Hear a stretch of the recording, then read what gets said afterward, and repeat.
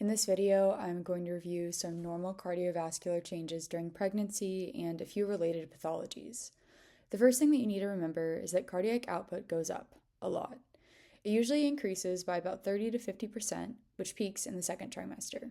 Blood volume increases, but plasma increases more than the red cells. This is what causes physiologic anemia of pregnancy, which is marked by low hematocrit and normal iron. You need to remember that this is not pathological, but rather a normal physiologic adaptation. Early pregnancy will also increase the stroke volume, while later pregnancy increases the heart rate. All of this amounts to more blood moving across the valves and creates a physiologic systolic murmur. This is also considered normal. The systemic vascular resistance will also go down. This is because progesterone causes vasodilation and because the placenta is a low-resistance circuit. Even though the cardiac output increases during pregnancy, the diastolic blood pressure will drop, especially in the second trimester. In later pregnancy, the uterus will compress the IVC, which in turn decreases venous return, preload, and cardiac output. This is why we tell pregnant patients that it's best to sleep on their left side to avoid this. Something else that you should be aware of is the impact of estrogen on various clotting factors. If you think about one contraindication for estrogen-containing contraceptives, this makes sense. Estrogen increases the risk of DVT. That's why estrogen-containing contraceptives are contraindicated in women that have a history of venous thrombolytic events. It's also why women are more hypercoagulable when they're pregnant.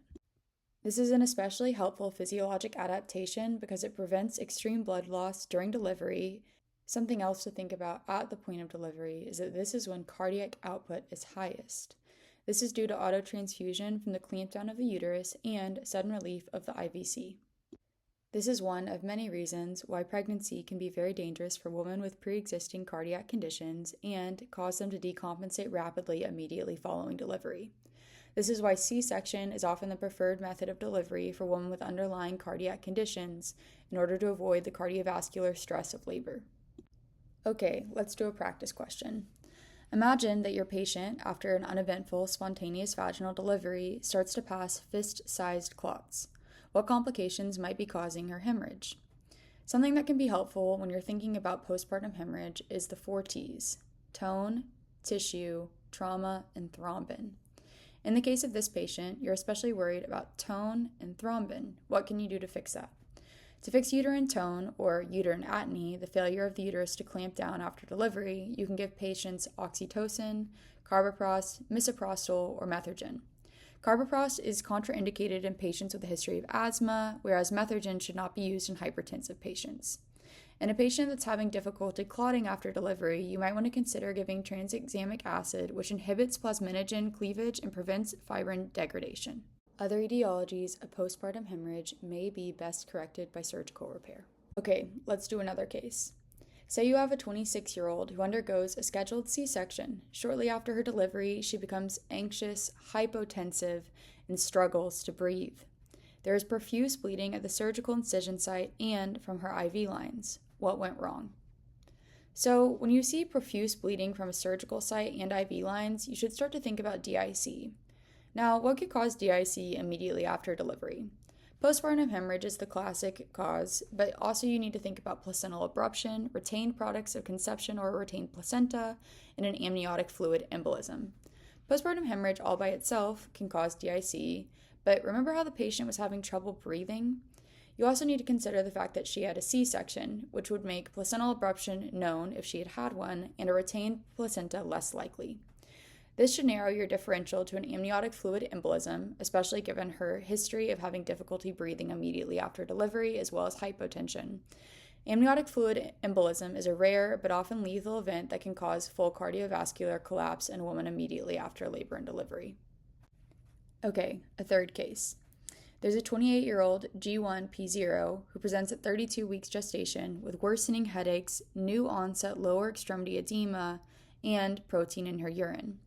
Which of the following hemodynamic findings is most likely compared to a normotensive patient who's also at 32 weeks gestation?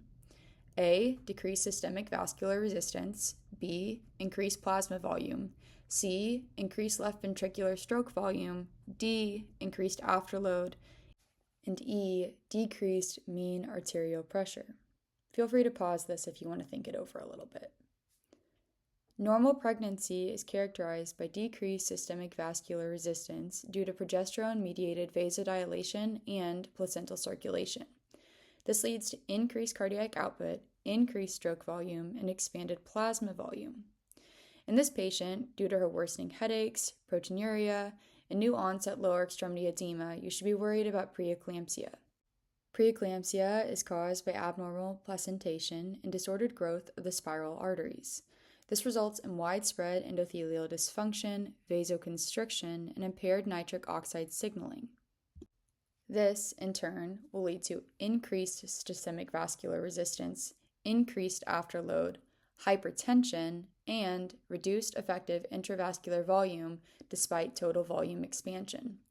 Compared to a normotensive pregnant patient, this patient demonstrates the pathologic reversal of normal pregnancy cardiovascular adaptations, signaling preeclampsia, most notably increased afterload. Let's think about another patient. She's 24 years old and 28 weeks pregnant. When you draw her labs at her prenatal visit, you notice that her hemoglobin is 10.9 grams per deciliter and her platelets are a bit lower than they were during the first trimester. What could be causing this? This is caused by increased plasma volume and consumption of platelets by the placenta. This is known as gestational thrombocytopenia and is considered a normal physiologic adaptation to pregnancy.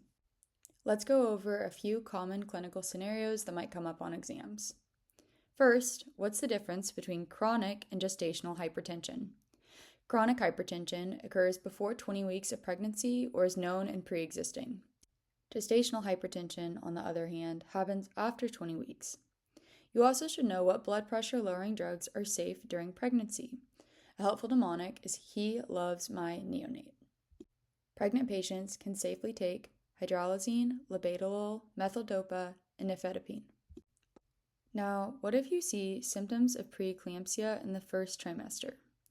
If the patient has hyperemesis gravidarum, which is intractable nausea and vomiting during pregnancy, or, and especially if, the patient has not thus far had access to prenatal care, you should be concerned for molar pregnancy. A molar pregnancy is an abnormal conception caused by genetic errors during fertilization. Another thing that you should consider is how to prevent seizures in an eclamptic patient.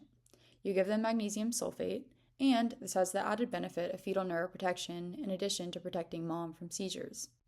Another complication that you should be aware of related to cardiovascular changes during pregnancy and eclampsia is HELLP syndrome.